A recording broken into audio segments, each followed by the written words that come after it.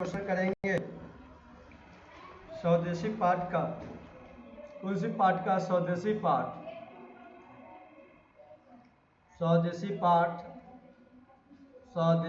का पाठ का नाम क्या है आपका? स्वदेशी काव्यखंड पाठ नंबर चैप्टर की बात किया जाए तो पाठ चौथा है आपका, इस बात को ध्यान रखिएगा। चलिए कविता के साथ आप लोग देखिएगा। पहला क्वेश्चन क्या है? कविता के शीर्षक की सतहता स्पष्ट कीजिए। तो स्वदेशी शीर्षक के सार्थक है कि क्योंकि इस कविता में स्वदेशी लोगों को स्वदेशी वस्तुओं जैसी हो गई है। अपने देश का नाम सुनकर यहाँ के लोग लज्जा अनुभव करते हैं, यानी अपने देश का नाम ही सुनकर लोग को शर्म आता है, लज्जा आता है। संपूर्ण कविता में, यहाँ संपूर्ण के बाद आप लोग कविता लिख लीजिएगा। संपूर्ण कविता में स्वदेशी वस्तु से अलग भारतीयों को दिखलाया गया है। अतः स्वदेशी शीर्षक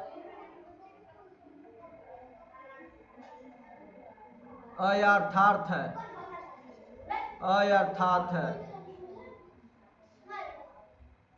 यहाँ पर संपूर्ण के बाद कविता लिखना है, कविता में स्वदेशी।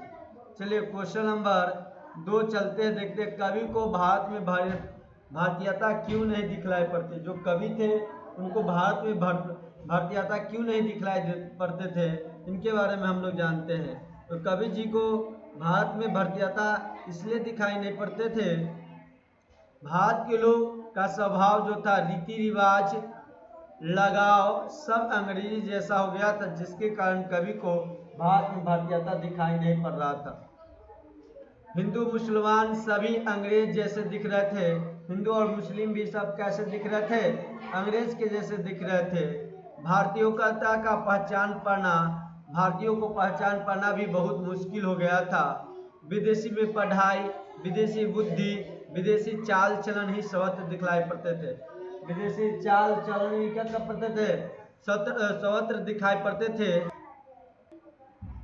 विदेशी पढ़ाई, विदेशी बुद्धि, विदेशी चाल चलन सर्वत्र दिखलाई पड़ते थे। बाजार में भी सब जगह विदेशी वस्तु ही पसरे दिखते थे। इस प्रकार कवि को भारत में भारतीयता कहीं नजर नहीं आती थी, कहीं नजर, नफरत से भी कहीं नजर नहीं आती थी। ये था आपका 2 नंबर क्वेश्चन। इस बात को ध्यान रखिएगा, आपको ये सब बात पढ़ाया गया था। यदि ध्यान से कल पढ़े होंगे तो क्वेश्चन आंसर कल ही आपको सारा बन गया होगा, क्योंकि सारा चीज बता दिया गया था, कल ही आपको समझा दिया गया था। अब चलिए क्वेश्चन नंबर 3 देखेंगे हम लोग। क्वेश्चन 3 देखिएगा, कवि समाज में किस वर्ग की आलोचना करता है, क्यों? कवि जो है समाज में प्रबुद्ध वर्ग की आलोचना करता है।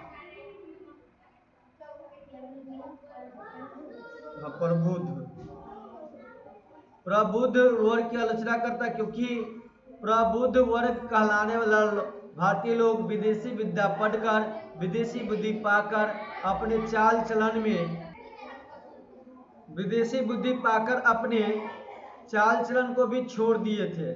जो विदेशी लोग थे, क्या विदेशी बुद्धि पाकर, विदेशी पढ़ाई पाकर विदेशी लोग, भारतीय लोग क्या हो चुके थे? सब कुछ छोड़ दिए थे चाल चलन। उनको विदेशी चाल चलन ही अच्छा लगा, अर्थात प्रबुद्ध वर्गीय लोग में भारतीयता नाम की चीज कहीं दिखाई नहीं पड़ती थी। क्वेश्चन नंबर 4 पे हम लोग देखेंगे। क्वेश्चन नंबर 4 को,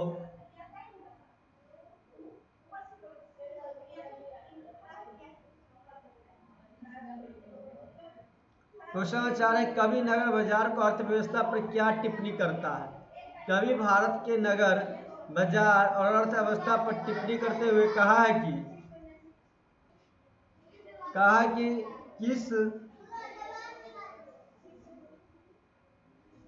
सब पर विदेशी वस्तु हावी हो गया है। सब जगह विदेशी वस्तु ही बिक रहे हैं, स्वदेशी वस्तु नगर बाजार कहीं भी नहीं दिखने के कारण अर्थव्यवस्था क्या हो गया है, बिगड़ गई है। ये आपका क्वेश्चन नंबर 4 का उत्तर था। क्वेश्चन नंबर 5 के नेताओं के बारे में कवि की क्या राय है? तो भारतीय नेताओं के बारे में कवि की राय है कि जब इन नेताओं को भारतीय ढीली ढाली धोती नहीं संभालता तो फिर ये लोग देश के बागडोर कैसे संभाल पाएंगे। क्वेश्चन नंबर 6 देखिएगा, कवि ने डफाली किसे कहा है और क्यों कहा है? कवि ने भारतीयों को उन लोगों को डफाली कहा है जो भारतीय वर्ण व्यवस्था को मानते हैं। किसको मानते हैं? भारतीय वर्ण व्यवस्था को मानते हैं, क्योंकि ये लोग गुलामी करके ही जीना चाहते हैं, अंग्रेजी की खुशमाद करते हैं तथा अपने स्वदेशी वस्तुओं क्या करते हैं, झूठी प्रशंसा करते हैं। क्वेश्चन नंबर 7 देखिए, 6 का क देखिएगा, मनोज भारती 6 था ये ना तुम्हारा, हाँ 7 के क देखिएगा, 7 के क,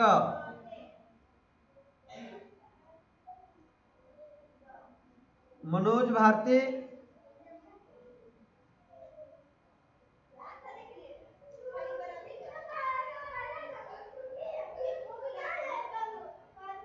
को सख्त नहीं पहचान। तो प्रस्तुत पंद्यांश हमारे पाठ्य पुस्तक गोदरी भाग 2 के स्वदेश शीर्षक कविता से लिया गया है। इस कविता के कवि बद्रीनारायण चौधरी प्रेमघन जी है। प्रेमघन जी है।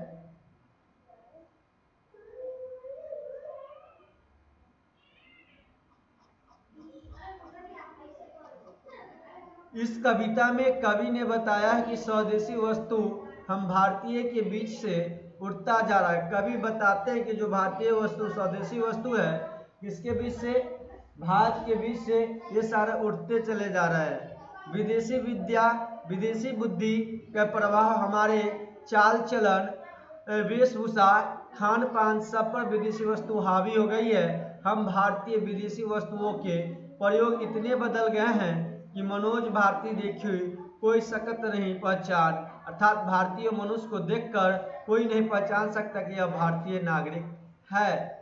अब चलिए क्वेश्चन नंबर 7 का ख देखिएगा। 7 का ख क्या दिया गया है? अंग्रेजी रुचि गृह सकल वस्तु देश विपरीत काले विपरीत। तो देखिए, प्रस्तुत पद्यांश हमारे पाठ्य पुस्तक गोदरी भाग के 2 के काव्य पद खंड के स्वदेशी शीर्षक पाठ से लिया गया है। इस पाठ के कवि बद्रीनारायण चौधरी प्रेमघन जी है। प्रेमघन जी भारतीय लोगों के द्वारा ही स्वदेश की वस्तु को अनुपयोग से व्यवस्थित हृदय होकर कहते हैं। अंग्रेजी रुचि गृह सकल वस्तु देश विपरीत, अर्थात अंग्रेजी वस्तु में रुचि बढ़ जाने से हमारे घर में सकल वस्तु विदेशी दिखाई पड़ने लगता है, जो भारत के क्या है, विपरीत है। क्वेश्चन नंबर 8 देखिएगा, आपके मत में स्वदेशी की भावना किस दोहे में सबसे अधिक प्रभावशाली है, स्पष्ट करें। हमारे मत से स्वदेशी की भावना सबसे अधिक प्रभावशाली दोहे नंबर 3 है।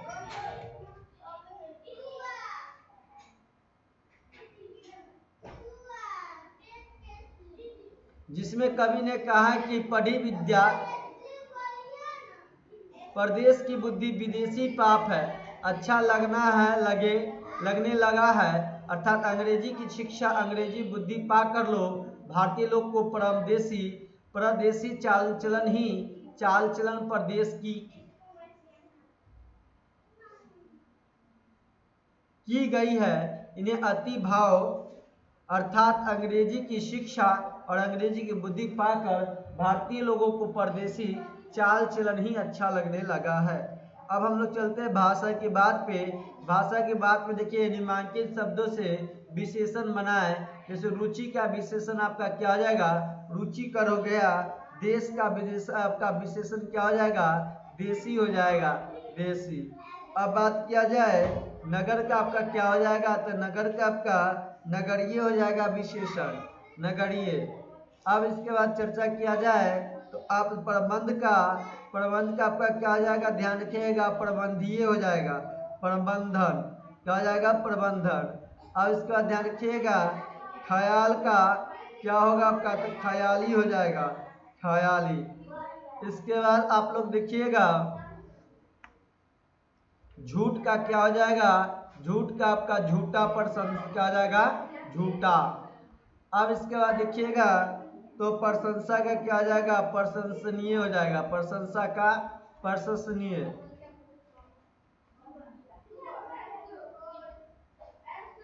प्रशंसनीय हो जाएगा।